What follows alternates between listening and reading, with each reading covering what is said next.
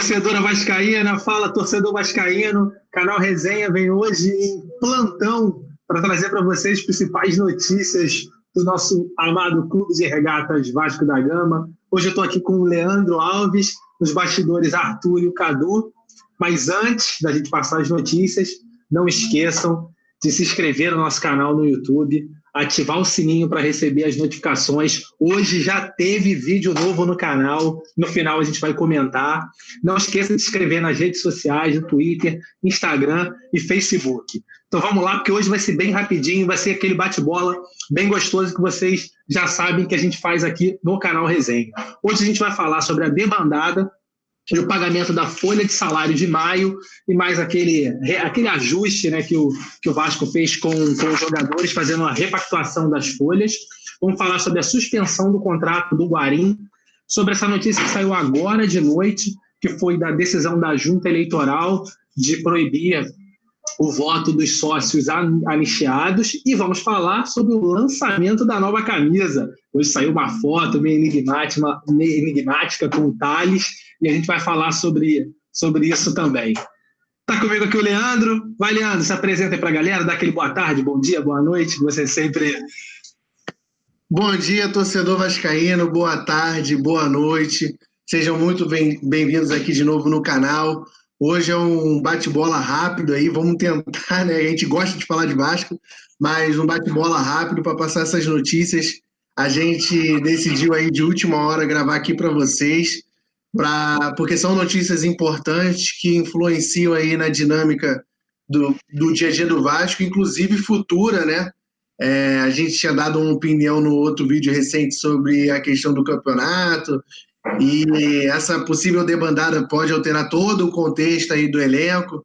E aí teve essa surpresa aí, esse golpe da diretoria, né, de mestre, vamos dizer assim, essa cartada financeira para tentar segurar esses jogadores. Então, fique com a gente. Hoje o vídeo vai ser, prometo, vai ser curto e vai ser bem bacana com essas notícias do dia aí que estão movimentando a rede social vascaína. Vai lá, Daniel. Vamos lá, vamos falar primeiro aí, né, sobre essa questão aí da debandada dos jogadores. Ainda não é uma debandada, né, especificamente, mas é perigoso, se tratando de Campeonato Brasileiro, principalmente, né? A gente já teve a saída do Marrone aí no meio da pandemia, enquanto os jogos estavam parados para o Atlético Mineiro, e aí a gente essa semana, né, teve a notícia com relação ao Raul, que teve a sondagem do Sporting, né? Do Sporting de Portugal. E parece que a notícia mais quente seria ainda pior, porque a saída do RB Bragantino. Isso aí, a custo zero. Custo zero, entre aspas, a notícia que veio é que parece que o Red Bull ia bancar a dívida que o Vasco tem com ele nesse período. Que seria mas aí não seria 12 milhões que seria da proposta do esporte. Do esporte, né? Seria ficar no 0-0 e assim, mais do que ficar no 0-0, mais do que perder um jogador de graça por não pagar um salário, que é um risco, né, que a gente corre, é perder um jogador, com todo respeito, né, ao Bragantino, mas perder um jogador para o Bragantino, né?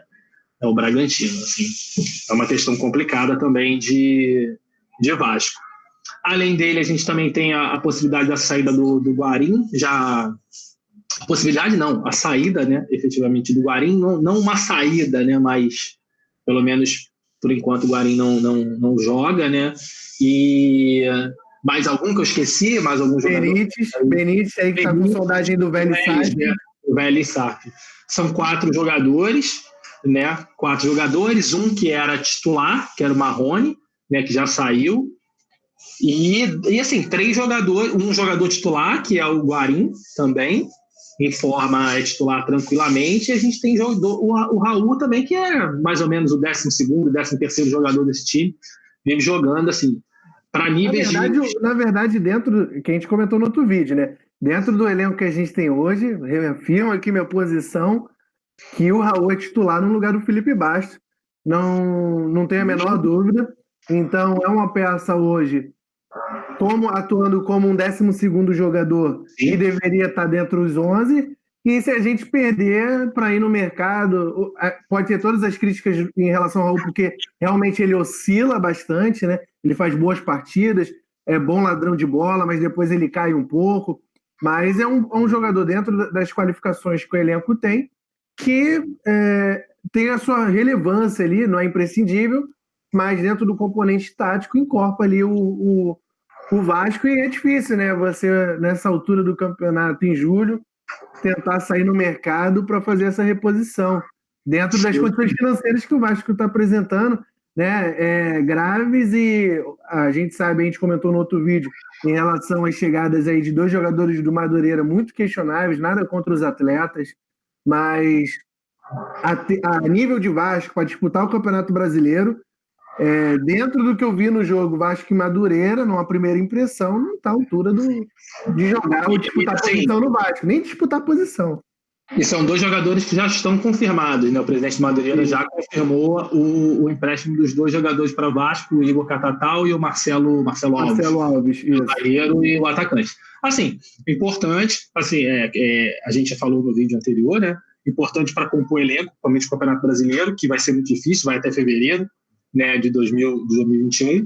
Agora, perigoso a gente perder tanto Raul, Marrone, que a gente já perdeu, Raul, Guarim e Benítez, que são jogadores assim que atuam, são jogadores que atuam, né? E o Benítez, apesar...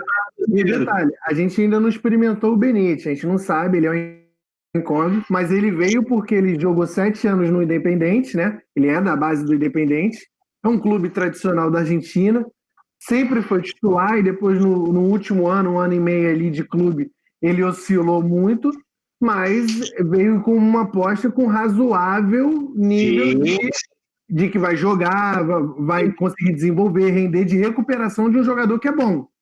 Falta um pouco de adaptação, a gente sabe quando você tem o Conca aqui no Vasco, e depois o Conca acabou deslanchando mais do Fluminense. O Benítez parece ser um jogador interessante, né? Os jogos que agora, depois, você fez uma pré-temporada com o time, mesmo que pouco, né? O Benítez parecia um jogador interessante, precisa pisar um pouco mais na área, a gente falou isso naquele nosso primeiro vídeo também, da análise do jogo do Macaé, mas é um jogador que pode ajudar. Entendeu? E aí uma saída dele agora, a gente teria que repor, e aí cai no problema financeiro que você conhece mais do que eu. O problema é repor, você repor. Vamos lá, saída do Raul, supondo que todos saiam, né? E ainda tem risco demais, mas aí a gente vai falar da cartada aí da diretoria, né? O milagre econômico, vamos chamar assim, brincando. Mas se sai esses 4, para você repor faltando um mês, né? E toda a questão de ambientação, preparação e etc., entrosamento, você não vai conseguir trazer um cara com a qualidade do Guarim, mas aí o Guarim é um problema específico dele, né? Problema pessoal, mas em questões financeiras, você vai perder o Raul, perder o Benítez, por conta de atraso salarial, é muito complicado e compromete muito o desenvolvimento do tático e a harmonia de reposição durante o jogo, etc., do trabalho do Ramon, né? São peças que não são fundamentais, mas são peças bem importantes dentro do que ele quer montar. E outra coisa, 50% dos que a gente pode perder, a gente já perdeu, né? 25% que é o Marrone, e se a gente perder o Ramon, mais o Guarim e o Benítez, aí seria o Guarim um problema particular e o Benítez para fora do Brasil. Mas 50% a gente, na verdade, reforçando, né, os concorrentes dentro do campeonato. Isso que é mais complicado. Mas vamos olha, já que você tocou no assunto, vamos falar sobre o milagre econômico do Campelo aí. Rapaz, a diretoria conseguiu a façanha aí, estava com várias folhas atrasadas, né? Repactuou a dívida dos jogadores para justamente evitar essa debandada. Parece que, a princípio, o elenco aceitou, topou o desafio da diretoria, confiando novamente, né? A gente sabe que, não falando da atual gestão, mas de várias gestões que passaram pelo Vasco, há um nível de desconfiança por parte, sempre teve, dos atletas, porque sempre atrasa salário, não é de hoje, Ele sempre fala, eu pago amanhã, e não paga amanhã, paga no mês seguinte. Eu pago no mês seguinte, não, aí fica 2, 3 meses atrasado. Então, é um cenário bem complicado. Mas aí o Campelo conseguiu repactuar, pagou a folha, né, de maio. Com esse ajuste econômico, provavelmente o Campelo vai pegar essas folhas atrasadas e vai depositando ao longo do tempo esse a mais, né? Não sei quantas vezes isso foi parcelado, se isso foi acordado de acordo com... Por exemplo, eu devo 1 milhão para o Daniel e ele tem 1 ano ainda de contrato a vencer, eu vou parcelar 1 milhão em 1 ano. Pode ter sido assim, né? E aí, junto com o salário do mês seguinte, eu vou pagar mais a parcela. Isso traz um alívio, em tese, dá uma maquiada nos atrasos, porque a folha agora está zerada, porque ele paga maio e a folha de junho vence agora dia 20 de julho. Então, em tese, o elenco não tem mais folhas atrasadas. Isso é bom, isso pode ajudar a segurar os jogadores que a gente estava falando aí em relação à debandada, né? Principalmente o Raul, porque precisa renovar o contrato dele para ele não assinar um pré-contrato. Enfim, foi uma boa jogada. Em especial Raul e Ricardo Graça, né? São jogadores. Isso aí que estão importantes. Eu acho que são jogadores que a gente deveria tentar manter de alguma forma. Inclusive o Ricardo tem que manter de qualquer jeito. Eu tenho certeza que ele tem futuro num clube pelo menos mediano da Europa, num porte de um Lyon ou alguma coisa nesse sentido. É um bom jogador, um belo jogador, precisa ser lapidado. Ele demonstrou isso também no Mundial que o Brasil disputou, né, na vaga do Robson Bambu. Não tinha condições do Ricardo ser banco do Bambu, com todo respeito ao Bambu, e sem clubismo mesmo. Eu vi os jogos da seleção naquele Mundial.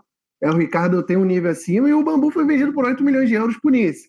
Então, o Ricardo, bem trabalhado, eu tenho certeza que ele é titular absoluto, é indiscutível, não pode ser banco para o Wesley.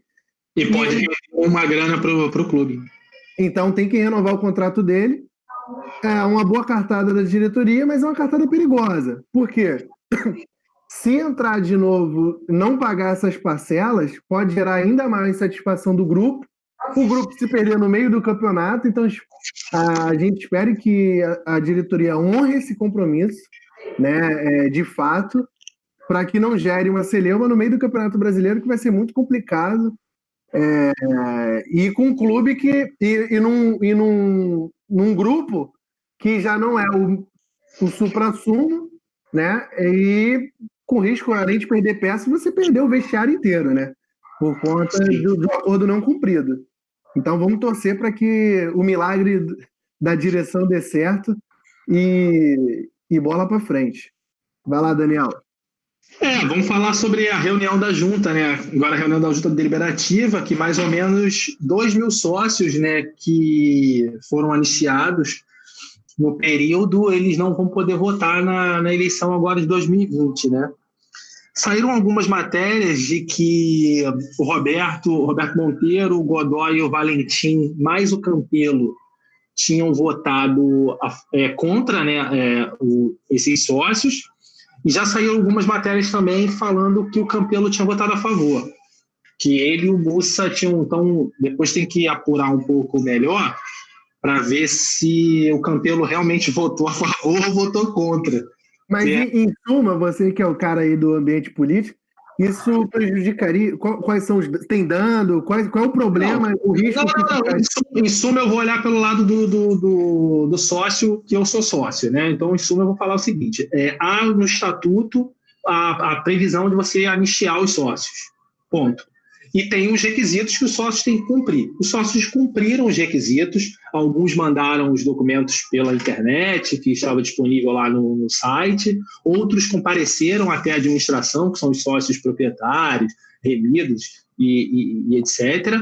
E, assim, eles foram aceitos pelo presidente administrativo, pelo Campelo, e voltaram a pagar as suas mensalidades, com a expectativa de que tivessem o direito ao voto. Então, assim, é complicado porque você cria uma expectativa naquela pessoa, ela cumpre os requisitos que estão no estatuto, ela cumpre os requisitos da anistia, que foi se eu não me engano, são uma ata lá da anistia, qual eram os requisitos que tinham que ser cumpridos, e assim, você gera expectativa. A gente já viu a movimentação de grupos políticos, né, aqui de grupos políticos, grupos ou agentes políticos do Vasco falando sobre essa questão, e aí a gente corre um risco enorme de, mais uma vez, 3 anos depois de 2018, já foi isso em 2015, em 2016, a gente ter a judicialização da nossa eleição mais uma vez por problema na lista eleitoral. Entendeu? Esse é o maior problema. Aqui, ó, o nosso backstage aí trabalhando. Saiu agora aqui, ó. Comenta aí, Daniel. Reunião vamos dar os créditos, né? Que é o Twitter do Lucas Pedrosa, que é um rapaz excepcional, bem ativo nas redes sociais e que dá bastante notícia do Vasco, né? O Lucas falou que em reunião da Junta Deliberativa, né, o Monteiro, o Godoy e o Valentim votaram contra a participação dos sócios anistiados em 2018 nas eleições, e o Campelo e o Mussa votaram a favor. Tem uma notícia, deixa eu só confirmar aqui, tem uma outra notícia, deixa eu ver de quem é, do Globoesporte.com. No Globoesporte.com, a notícia é que foi 4-1, que só o Mussa, que é o presidente da Assembleia Geral, votou contrário ao retorno dos associados. Mas a par do total dos votos, né, que é problemático para a gente entender o bastidor político, são 2.000 pessoas aqui, pelo que eu estou entendendo, que não vão poder votar. É um grupo muito expressivo, né? Pode mudar a eleição da água para o vinho. Sim, muito expressivo, porque a previsão é que o Vasco tem um colégio eleitoral de, no máximo, 5.000 sócios. Né? E então, com a exclusão de 2.000, a gente tem 3.000. E a gente não sabe, esses 2.000 são de quais grupos, né? Por que foram excluídos? Assim, precisa se fazer primeiro uma avaliação para ver quais grupos foram excluídos. Tiveram algumas informações de que não entrou os sócios gerais anistiados, foram só os proprietários remidos, benfeitor remido, mas, assim, ainda tem essa questão da divergência de apuração, se foi 3-2, 4-1, mas, independente disso, muito provavelmente a gente já vai ter uma judicialização dessa lista. O que é problemático, a gente já experimentou isso e chega no campo, né? É difícil a gente tem uma possibilidade, assim, eu nem digo no campo, mas a gente tem uma possibilidade de lá em novembro ter uma outra urna 7, que é uma urna separada de alguns que podem votar, não podem votar, a decisão vai ser judicial. E isso gera insegurança jurídica, tanto para o jogador em questão de renovação de contrato, tanto para patrocinadores, né, possíveis para atrair investimento para o clube, não vão querer se comprometer a fazer um contrato com uma direção, aspas, ilegítima, que pode ser inviabilizada judicialmente, e isso acaba refletindo num campo de um cenário financeiro grave. E isso reflete na votação que nós vamos ter provavelmente aí na frente da reforma do estatuto e na eleição na reforma do estatuto, que tem juntamente a eleição direta. E pode influenciar também na nova resposta histórica, porque a gente pode ter esses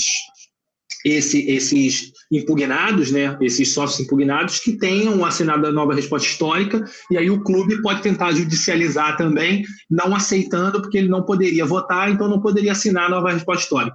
Então, assim, é um problema complicado, a gente precisa ver o desenrolar. Provavelmente na terça-feira a gente volta com mais apuração, né, da lista efetivamente, quais são os tipos de sócio, a gente volta e aprofunda um pouco mais o assunto. Grave, problemático, é um defeito grave, vou colocar assim, do clube, e esperar que a torcida, espero que a gente consiga passar essa visão para a torcida dessa celeuma política, né, de forma clara, para que vocês possam entender dos riscos que isso traz e por que muitos investidores ou porque muitas empresas não querem botar seu dinheiro no clube, muitos jogadores não querem vir, muitos jogadores às vezes não querem renovar, ficam receosos. é hora da gente separar os homens dos meninos, e isso tinha que acabar dentro do Vasco, né? Sim, é complicado. Aqui, tem uma informação aqui, os bastidores estão trabalhando, então tá mandando aqui, que as notícias estão saindo, né? Foi incluso 3 categorias no direito ao voto, que é o benfeitor remido e a categoria campeão, por 4 votos a 1. O único voto contrário foi do Mussa, do presidente da Assembleia Geral, e o Roberto Monteiro, que é presidente do Conselho Deliberativo, ele votou pela exclusão dos sócios gerais anistiados em 2018. Ele foi seguido por Edmilson Valentim, que é do Conselho Fiscal, e o Godoy, que é presidente do Conselho de Beneméritos. Ou seja, os sócios gerais anistiados em 2018, eles também estão fora. Por isso essa lista grande, de quase 2.000. Realmente foi uma quantidade grande, foram sócios que tiveram problema no débito de cartão de crédito, não conseguia pagar, tinha que ir ao clube, e aí com a anistia os sócios voltaram, né, a contribuir, e, novamente falando, na expectativa de ter direito ao voto agora. Então, provavelmente a gente vai ter a judicialização. Vamos... Então, acho que você explanou bem, Daniel. Vamos tentar levantar, acompanhar isso muito de perto. Isso mexe muito, tumultua muito o clube, inclusive as nossas análises aqui que a gente faz.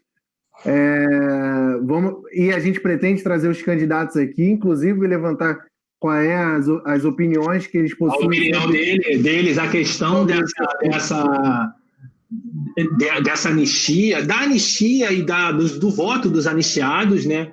Especificamente, a gente é um ponto que provavelmente a gente vai ter que tocar com relação aos candidatos, pré-candidatos que vão vir aqui falar com a gente, sem dúvida. Daniel, capa, notícia boa agora, chega de notícia ruim. 3 de agosto já pode o pagamento de julho, né, que vem em agosto, a galera já pode separar aquela farpela, porque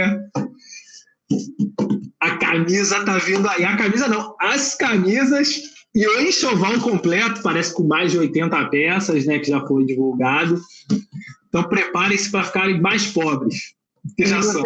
Parece que você tem a notícia aí que é um enxoval diferenciado, né? Diferenciado. A informação é que o Vasco, diferente de alguns clubes que são patrocinados aqui pela capa, vai ter um enxoval europeu, né? Bem parecido meu Deus com os times patrocinados lá pela capa na Europa. Então, a mulher vai ver assim, o que é isso aqui no cartão? R$1.000? Fora a nostalgia, né? A gente vou usar um termo aqui, gamer, né, que a gente costuma falar lá nos games, que é hypando muito. A camisa, a torcida tá demais alucinada atrás dessa camisa. E se confirmar essa sua apuração de que é um enxoval europeu, a época que a capa patrocinava a Itália era um espetáculo. O uniforme italiano, da Roma também. Não, e a capa fez uma arte muito bacana junto com o Vasco, né? Colocou 97, 98, 99, 2000 e 2020. Uma foto do Tales, né? Uma foto do Tales, dá pra gente ver aqui. Não tem muitos detalhes da camisa, né? Tem o símbolo da capa, né? E a cruz. Eu tô sentindo que não é a vazada. Não parecia. Porque ou esconderam muito bem a diagonal, né? Porque parece que vai vir só a cruz toda preta, de repente com o detalhe da capa. Meu Deus do céu. Eu tô arrepiado, rapaziada. Foto tá bem escura, mas... Não, mas com certeza vem coisa boa. Quem já viu, assim, as pessoas que já viram, algumas pessoas que já viram a produção, já viram os desenhos, falaram que as coisas são muito bonitas. E é até interessante que não vaze efetivamente, uma surpresa, mas a torcida vai comprar. A torcida do Vasco, a gente já falou aqui no vídeo anterior, que é a maior demanda reprimida que tem, assim, a torcida é muito nostálgica com relação a isso, e a gente espera um produto de qualidade, eu acho que dessa vez a gente vai ter, com certeza. É isso aí. Já que a gente está falando de 3 de agosto, né, a gente tem, junto com o lançamento da capa, a gente tem o Campeonato Brasileiro volta dia 9, né? Já com a camisa nova, e a gente falou no vídeo passado, e a Sul-Americana que retorna no dia 27 de outubro. Só em outubro, né? Vamos... Dá para afiar o time até lá, né? Dá para afiar o time, eu acho que eu vi uma resenha aí dos bastidores do Vasco, né? dizendo que a preferência do Vasco é ganhar a Sul-Americana e brigar, pelo menos beliscar. Tem que ser. Mas eu acho que não pode abrir mão do campeonato, que é o risco financeiro, né? É onde sai o dinheiro. Não, eu acho que a gente tem que tentar passar da Copa do Brasil. A gente tem condições. A gente, se não for melhor que o Goiás, a gente é igual, então a gente tem que estar bem treinado para chegar lá e fazer pelo menos 1-0 no primeiro tempo, brigar no segundo tempo para passar. Acredito que vai ser difícil a gente ganhar efetivamente a Copa do Brasil, a gente tem times melhores, né, no Brasil. E assim, o que me preocupa é que o problema da Sul-Americana é o fator casa, entendeu? A minha esperança é no fator casa fazer a gente mais forte. Com a pandemia. Com a pandemia, a gente sem torcida, aí já. Mas a gente não joga na altitude, né? A gente não vai para altitude. Isso. Mas aí também, assim, a nível, minha opinião, os times brasileiros, independente, não se tratando só do Vasco, têm melhor estrutura, melhor elenco, mais condições de passar em relação a bolivianos, equatorianos, etc. Então, para eles também vai ser ruim. Até o Uruguai, a gente briga mais, assim, porque eles têm aquela vontade e tal. Mas esse time, eu não sei, cara. Esse time, ele talvez jogando fechado por uma bola, 2 bolas. Pô, numa Sul-Americana, com o São Januário lotado, que foi o que a gente falou aqui em um dos vídeos, né? Que a gente já cansou de ganhar jogo. Talvez a gente conseguisse alguma coisa nessa Sul-Americana. E aí, com a pandemia, assim, mas vai ficar ruim para todo mundo, né? Tá todo mundo sem torcida. Então, assim, pode torcer para efetivamente o Ramon conseguir desenvolver o fator camisa pode pesar, né? Sim. É mítico, o torcedor tem que entender, é mítico. Mas eu encaro que chega numa hora de um vamos ver, camisa pesa. Né? Se camisa não pesasse, o Barcelona de Guayaquil tinha dado 2 tapas na nossa cara. O nosso time era excelente, mas poderia ter se fechado, conseguido uma bola e tal. A gente sabe que faz diferença. Não, e a gente mandou nos 2 jogos. A gente mandou aqui lá. Né? Isso aí é uma possibilidade, E assim, a Sul-Americana realmente ela é bem mais. Ela é plausível, né? Os times são bem inferiores, desconhecidos.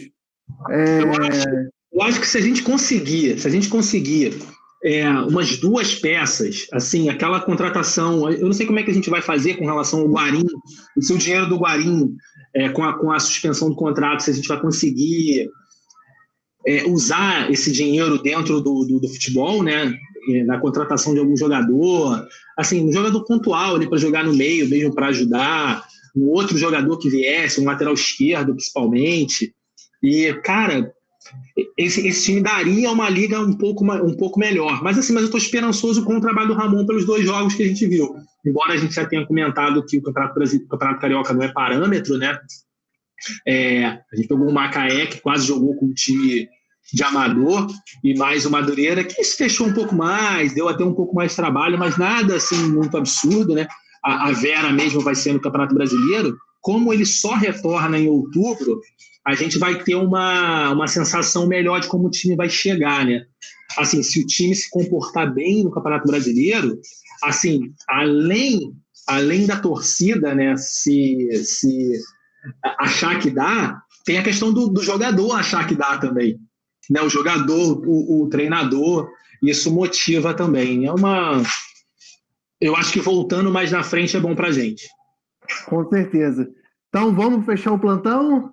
Vamos fechar o plantão, mas antes de fechar, Isso aí. Convidar o pessoal para ver o vídeo novo que estreou agora no canal. Tem umas 2 horas, né, mais ou menos, que a gente fez uma entrevista com o pai do Matheus Vasco, né, que é o Wellington, que registrou o filho dele, que o nome era Matheus, mas ele registrou meio que a revelia da mãe, Juliana, o nome de Matheus, tricolor, a Juliana que é tricolor, Juliana, né? Isso, Juliana. Meio a revelia e colocou o nome dele de Matheus Vasco. A entrevista está sensacional, muito engraçada. Ele contou lá os bastidores de como ele fez para registrar e tudo. Então, a galera acompanhar. A gente vai botar aí o link da entrevista também junto aqui no Bate-Bola para vocês curtirem. Galera, obrigado por estar com a gente mais uma vez. A gente vai apurar alguns assuntos. Na terça-feira, a gente volta de novo com aquele bate-bola semanal. Abraço, saudações vascaínas. Abraço, pessoal.